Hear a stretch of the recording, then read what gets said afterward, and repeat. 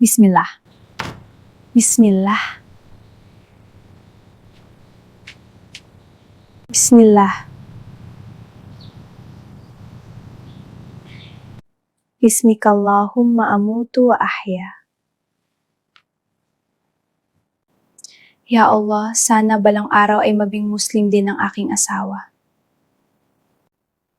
At ya Allah, tulungan mo ako maintindihan niya ako sa aking mga kilos. Bakit kaya sa bawat gala ng aking asawa ay binabanggit niya ang Bismillah? Baliw na ba ang aking asawa? Puno na talaga ako. Alam ko na magbabakasyon na lang ako. Para maiwanan ko na siya mag-isa dito. Mahal, magbabakasyon ako, sandali plano kong gamitin ito para maghanap ng trabaho. Ikaw, mahal, kung iyan ang naiisip mong para sa ikabubuti natin. Bismillah. Bismillah. Mag-ingat ka, aking mahal. Huwag kang mag-alala sa akin. Tandaan mo lang, mahal na mahal kita. Maghanap lang ako ng trabaho para rin sa ating dalawa.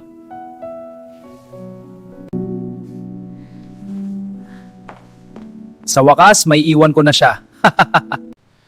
Kung alam mo lang, hindi ako maghahanap ng trabaho para sa atin. Iiwan na kita dito ngayon din. Ayoko na sa'yo. Para kang baliw, hindi ko na kayang tiisin pa ang lahat ng ito.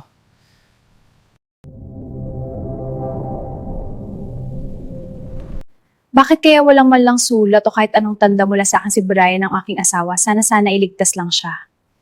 Nakalipas ang ilang araw na walang paramdam si Brian, dumating na si Aling Marites, ang may-ari ng bahay, para kunin ang buwan ng upa. Nanginginig ang tuhod ni Fatima habang humarap sa kanya, walang ipon, walang kita, at ni sentimo ay wala siyang maibigay para sa bayad. Ilang araw na rin siyang kumakain ng kaunti para makatipid. Umaasang darating si Brian at aayusin ang lahat, pero hanggang ngayon ay wala pa ring balita ang asawa. Pasensya na po, Aling Marites. Hihintayin ko lang ang asawa ko. Sigurado akong magpaparamdam siya at may dadalhing pera. Pasensya ka na. Kailangan ko rin yun para sa gamot ng anak ko. Hindi pwede maghintay pa umalis ka dito bago magtakip silim. Aling Marites, pakibigyan po ako kahit konting palugit. Hihintayin ko ang asawa ko. Wala nang palugit, mag-impake ka na. Nasaan ka na, Brian, aking mahal na asawa? Sana ligtas ka.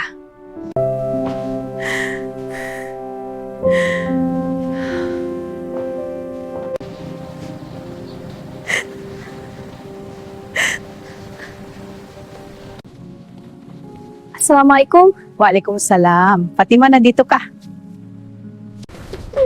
Anak, nandito ka! Nasaan na si Brian? Bakit? Kailan ka papalhan ng iyong asawa para makahiram ako sa iyo para sa paggamot ng iyong ama? Hindi ko alam, ina. Dahil mula nang umalis siya, wala na akong balita kay Brian.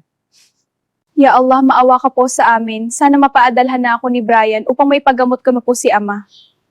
Ibigay mo yan kay Fatima. Sabihin mong pinadala yan ng iyong asawang si Brian. Sabihin mo rin na buksan niya ito sa loob ng kanyang kwarto. Sobrang halaga nito para mamangatay na siya. Assalamualaikum. Waalaikumsalam. Ano po iyon? Ikaw ba si Fatima?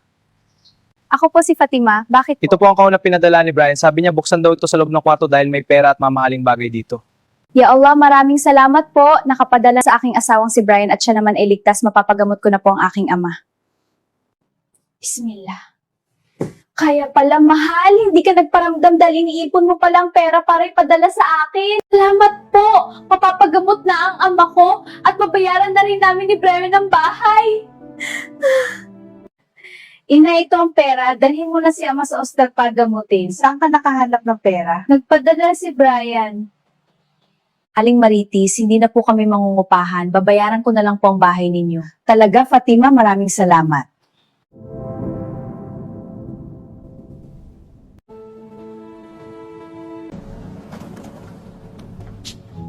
Nandito ka na, mahal ko. Fatima, ikaw ba yan? Bakit kaya buhay pa si Fatima hanggang ngayon? Bakit napakaganda na ng bahay na ito? Dahil sa ipinadala mong pera, binayaran ko na ang bahay at lupa at pinaayos ko na rin ito. Napagamot ko na rin si ama at binigyan ko sila ng puhunan para sa pagnenegosyo. Alam mo ba, 2 na ang ating mga restaurant, pinalago ko ang pera at pinalaki pa ito. Nasa kwarto pa rin natin ang Gold Cobra. May gustong bumili nito sa halagang 5 bilyon. 5 bilyon? Seryoso? Maaari ko bang makita ang tinatawag mong Gold Cobra? Siyempre, nasa akin siya. Tignan mo na lang sa kwarto, nakalagay sa kama, ipagluluto pa kita. Paldo na naman tayo. Akalain mo ang ahas ko naging ginto.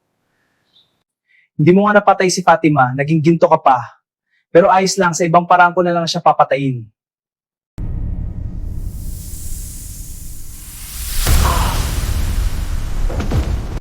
Ang aral na makukuha sa kwento ay huwag maging sakim at mapanghusga sa kapwa.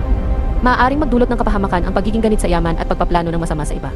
Sa halip na magtagumpay, ang taong may masamang intensyon ay maaaring bumalik sa kanya ang kanyang ginawa.